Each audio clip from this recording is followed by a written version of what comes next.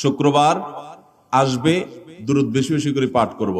আপনি দোকানে কাজ করেন, আপনার দোকানে আপনার সহকর্মী আরো কাজের লোক আছে, আপনি সবাইকে স্মরণ করাবার জন্য নিজে জোরে জোরে দুরূদ শরীফ পড়বেন এবং বলবেন যে শুক্রবার শুরু হয়ে গেছে, সবাই দুরূদ শরীফের আমল করো। ভাইরা আমার, আমি আমার জীবনের কথা বলতে পারি। আমার জীবনে ওই যে হাদিসের উপরে ইয়াকিন এবং বিশ্বাস আলহামদুলিল্লাহ ছিল। আমার জীবনে আমি অনেকবার দেখেছি এরকম জটিল পরিস্থিতি হয়েছে যে দেয়ালে পিঠ থেকে গেছে, নড়ার জায়গা নাই, আর কোন আপাত দৃষ্টি থেকে এই বিপদ থেকে উদ্ধারের কোনো পথ নাই। দুরুদ, ইস্তেগফার, দোয়া ইউনুস, এই তিন আমল পাশাপাশি ইয়াজাল জালাল ওয়াল ইকরাম, এই চারটা জিনিসকে এমন ভাবে ধরছে, বিশেষ করে দুরুদ, স্পেশালি সারাক্ষণ দুরুদ। আল্লাহ রাব্বুল আলামিন এমন ভাবে সহযোগিতা করেছেন, এমন ভাবে উদ্ধার করেছেন যে কল্পনা করলে অবাক লাগে এখন যে এটা কিভাবে সম্ভব। ভাইরা আমার, এক সাহাবী নবী করিম সাল্লাল্লাহু আলাইহি ওয়াসাল্লামের কাছে এসে বলছে, ইয়া রাসূলুল্লাহ, আমি যে দোয়া করি, এই দোয়ার মধ্যে আমি নিজের জন্য করব, আমার ছেলে মেয়ের জন্য করব, অনেক কিছু করব, এটা সেটা, রিজিক চাইবো, সুস্থতা চাইবো, অনেক কিছুই তো আল্লাহর কাছে চাইবো। আপনি তো আল্লাহর রাসূল, আপনার জন্য দোয়া করলে আমাদেরই লাভ। একবার দোয়া করলে আল্লাহ 10 বার রহমত নাজিল করবেন। তো আপনার জন্য আমার দোয়ার ভিতরে কত পার্সেন্ট রাখবো?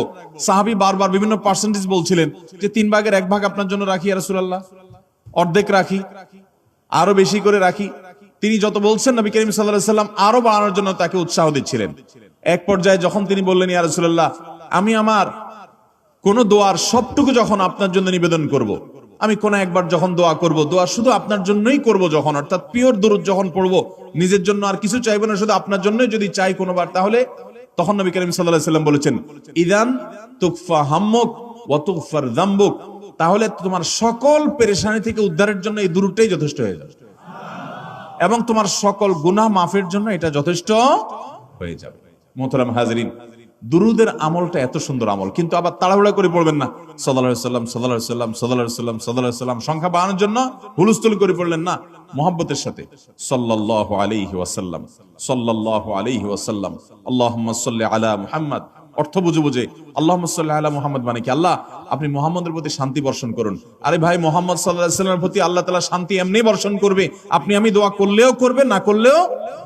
কিন্তু মাঝখান থেকে আমরা, ভাইরা আমার, কোন বড় কর্মকর্তার কাছে আপনার কোন কাজের ঠেকা আছে, কর্মকর্তার ওই ছেলেটার আপনি দেখছেন যে খাচ্ছে না, আপনি যদি বলেন, স্যার ছেলেটা খাচ্ছে না স্যার, একটু ডাক্তার দেখান স্যার, এভাবে তো বাঁচবে না, ওর কষ্ট হচ্ছে স্যার, আপনি বললেও উনি ওনার ছেলের দিকে কেয়ার করবে, কিন্তু আপনি এটা বলার